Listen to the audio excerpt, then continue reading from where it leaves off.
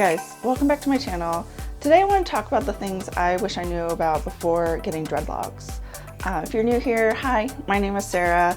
I have dreadlocks. This is all my natural hair. I've had my dreadlocks for about 3 years, a little over 3 years.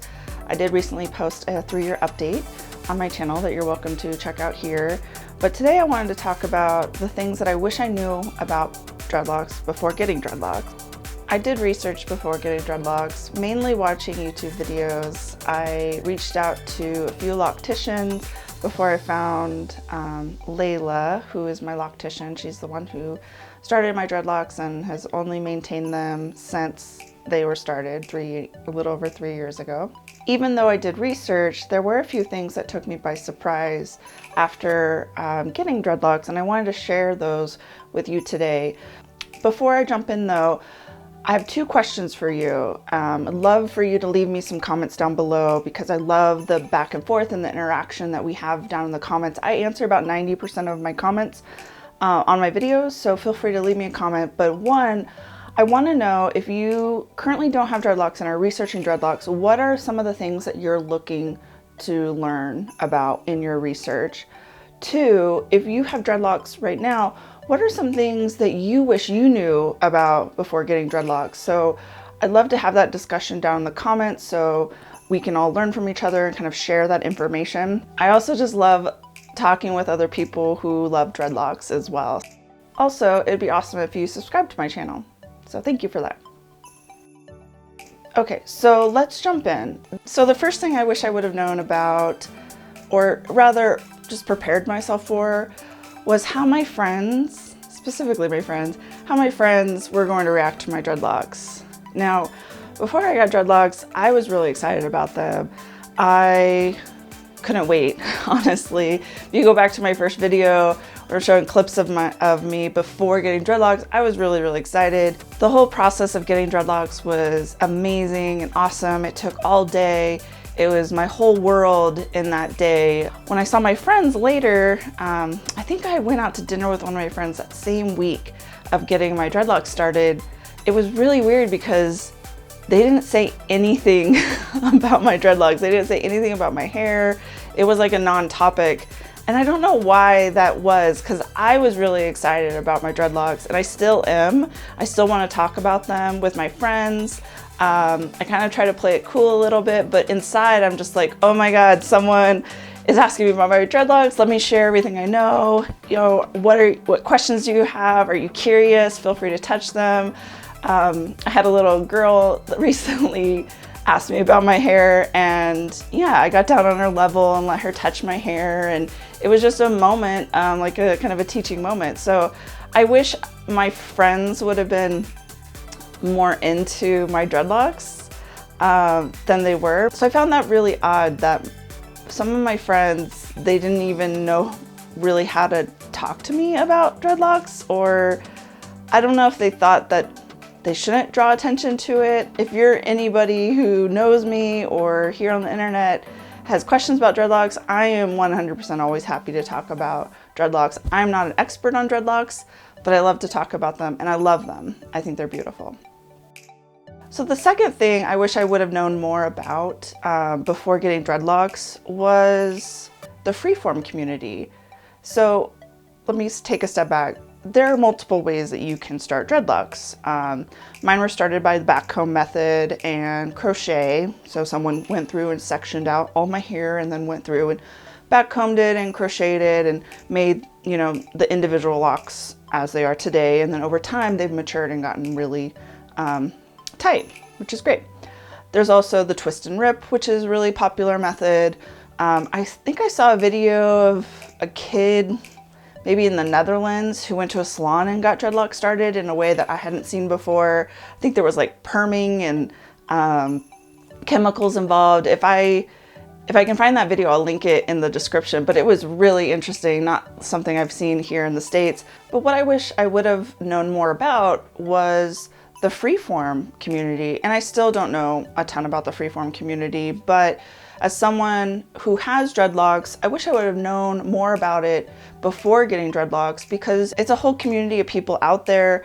There are people that are very passionate about only starting dreadlocks using the neglect method and having them free form on their own. And I really respect that. I think there's a lot to be said about starting your dreadlocks in that way.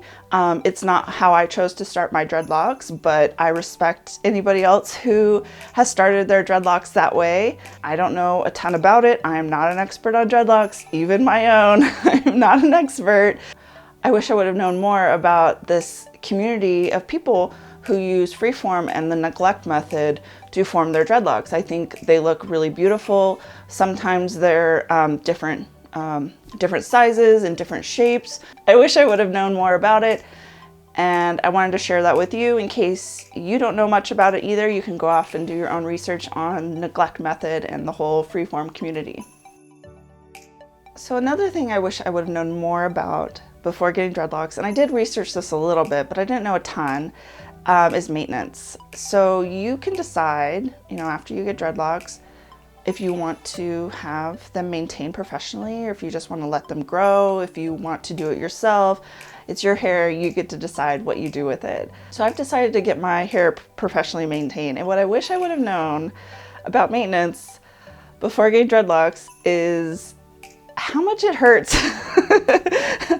It can hurt a lot. I mean, you sit there in the chair anywhere between like 3 to 5 hours at a time. And basically what's happening is individual hairs on your head are being tightened and being pulled from your scalp. So at the end of the maintenance session, your hair is very sensitive. Your scalp is very sensitive. Your head is very sensitive.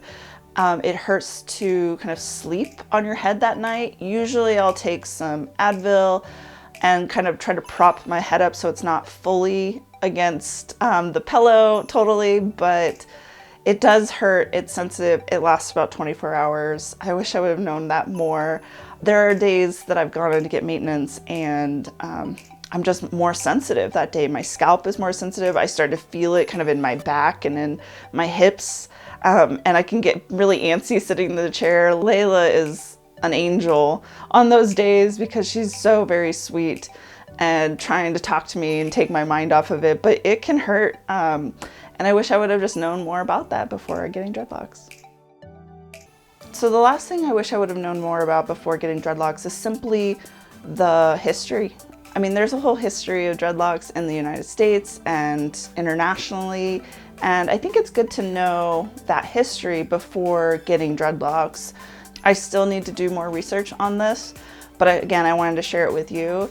Depending on where you are in the country, you may see dreadlocks more often than not. Here where I live in Central Oregon, and Oregon is a state, I typically just see that, stereotype, that dirty hippie who have dreadlocks. I rarely see other professionals with dreadlocks, especially in my community.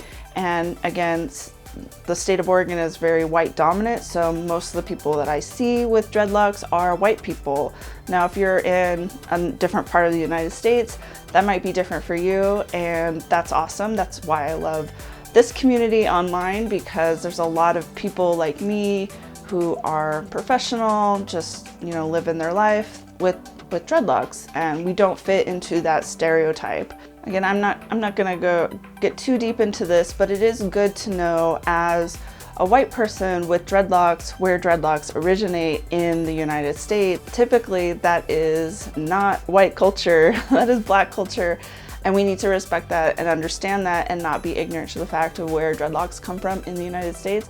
I do realize globally there are tons of cultures with dreadlocks, but when it comes to dreadlocks in the United States, that's not where it came from. It came from Black culture, and we need to respect that and understand it. And also realize that there are gonna be people that have very strong opinions about that, and that's okay. It's okay to have everyone have their own opinions, and we can still get along, even though we don't look the same and we have dreadlocks. So those are the things that I wish I would have known more about before getting dreadlocks. It's not an exhaustive list. I have more that I'm happy to share with you. Leave me a comment down below. If you don't have dreadlocks, what are you looking to learn about dreadlocks while you're researching? And if you do have dreadlocks, what do you wish you would have known before getting them? I'd love to hear about it, and we can share with each other down in the comments. Thanks everyone. Bye.